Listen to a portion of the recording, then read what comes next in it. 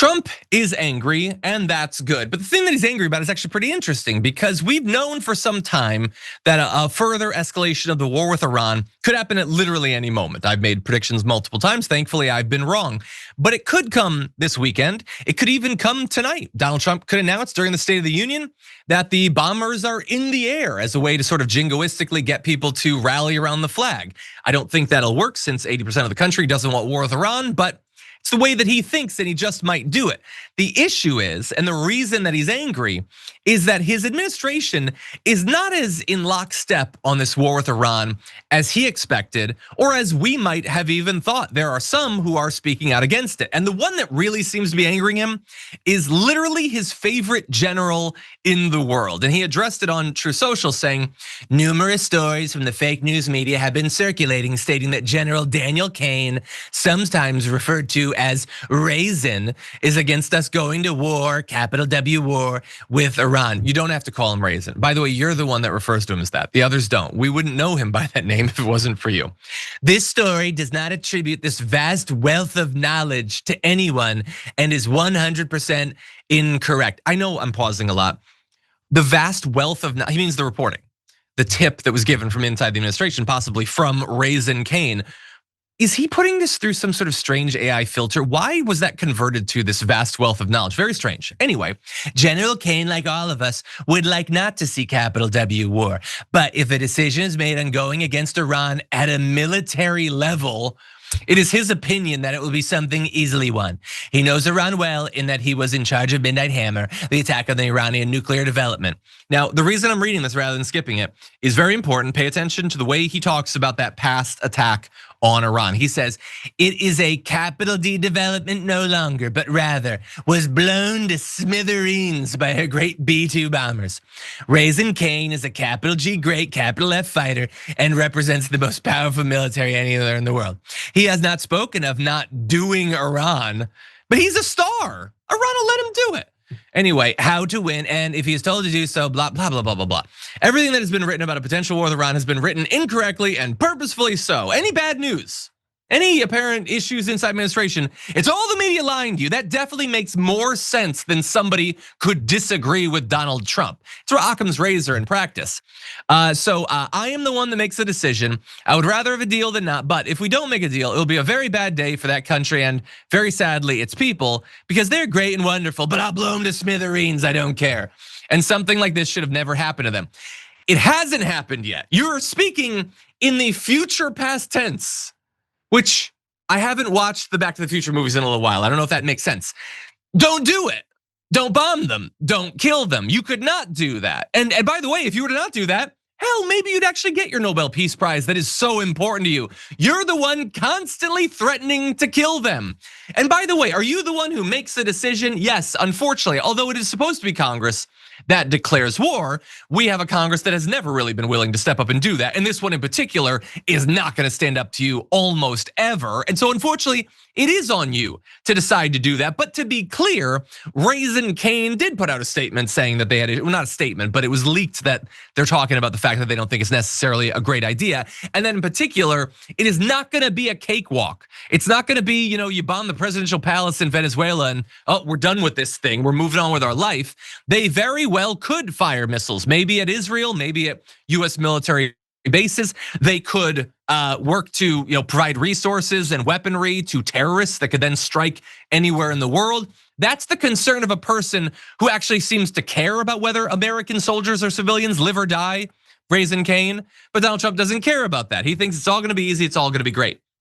So I obviously have a lot of issues with this. One thing I have an issue with is, you saw right there, and I focused on it, the Iranian nuclear capital D development was blown to smithereens, remember that? And then when reporting came out and we reported on it that, maybe actually it just kind of like destroyed the opening door with the elevator that goes down, like maybe they didn't actually destroy it. No, we're great. We never make any mistakes, we blew it up. Then why is it that Donald Trump, one of Donald Trump's favorite people in the world, Steve Witkoff, just said that Iran is a week away from nuclear bomb making material?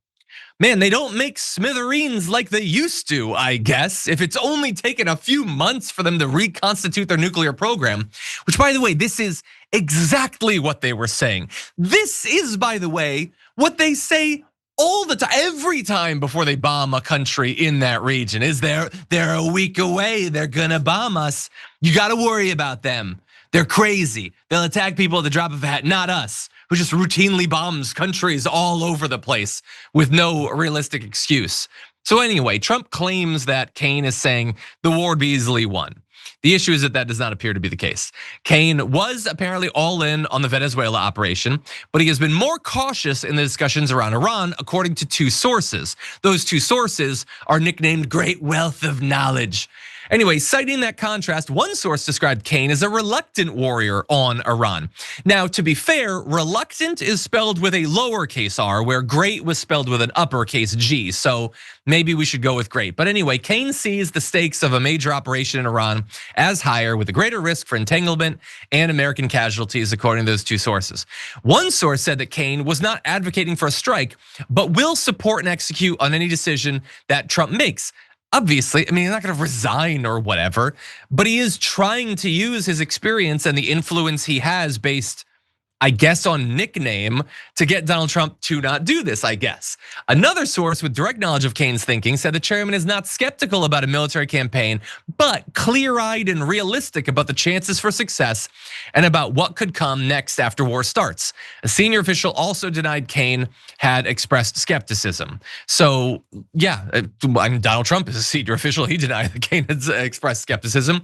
I get that most of them are going to tell Donald Trump whatever he wants to hear, and they're gonna lie to the media. That's what they do. They play the media. But these two sources, and making it up, inventing it? No. Evidently, they've been talking to Caine. And by the way, the reason that I find it pretty believable is he's not saying not to do it. He's just saying it might have consequences. That is a very reasonable thing for a person who spent decades in the military to be concerned about that. What is more dramatic, perhaps, and less expected is that Raizin Caine ain't the only one in the administration who apparently is not sure that this is a good idea. So supposedly, at least according to leaks, Vance and Rubio are also unconvinced that military action would be the right move. One source confirmed that the VP has been raising questions about the risks and complexity of the operation with military and national security officials, but denied he was outright opposed to striking Iran.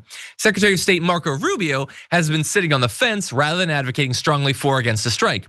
Rubio has historically been hawkish on Iran, but he has been focusing more of his energy in recent weeks on Venezuela and Cuba. So please do not make the mistake of thinking that either of these guys are anti-war or anti-intervention or eventually anti-nation building. They're all neocons. Every single goddamn one of them are neocons. And I'll return to them in a second. First of all, definitely Lindsey Graham. He is so excited. Every weekend he gets jazzed up for when the bombs are gonna start dropping. He apparently lamented in an interview with Axios on Saturday that many of Trump's advisors were counseling him not to bomb Iran, which I guess is also a lie from Lindsey Graham since everybody's in favor of this. Graham urged the president to ignore them and move forward with a strike because there's no war that he is not interested in beginning. The interesting thing though, and I'll end on this about Vance and Rubio, is so they're in a story like this because somebody has reported on it. Now it might be that they just heard it and they decided to say it. But this feels to me more like they want it to be out there because Donald Trump is just like he, for some reason, has always wanted war with Iran. Israel wants war with Iran, so he's just gonna do whatever Israel says. And were Marco Rubio or JD Vance to ever become president, rest assured they will do the exact same thing. But they have to get there first. And the thing is that there's a good number of conservatives that don't want this war. Actually, the vast majority of the American population don't want this war. It is an unpopular thing to do, even if it succeeds. Let alone if a bunch of Americans die, or if a bunch of Israelis die as a result of it, or if there's a major terrorist attack that can be eventually traced back to this as the impetus for it. This could be really unpopular and they want to become president. But to be clear, they are not men, they're not brave, they're not using their influence or their position to tell Trump not to do something that's needless and wasteful and might lead to Americans dying. No, instead, they're both sitting on a fence. They're just plopped on top of one of those pickets or whatever, just waiting to see what happens. And both of them at all times are like a Schrodinger's cat of like imperial wars. They're not excited for it, but they're also not telling him not to do it. They're not against it, don't say that he's against it, but they're also not advocating. So whoever you are, like me, If you're Donald Trump and you hear this, don't be too scared. I'm not actually telling you not to do it. I'm not saying it's gonna be terrible. But if you also don't like war, well, I mean, I wasn't advocating for it, so maybe vote for me. This is the pathetic shriveled half men that are queuing up to be the next president. Cannot take a position even on something that they apparently have no interest in because they don't have a goddamn ball between them.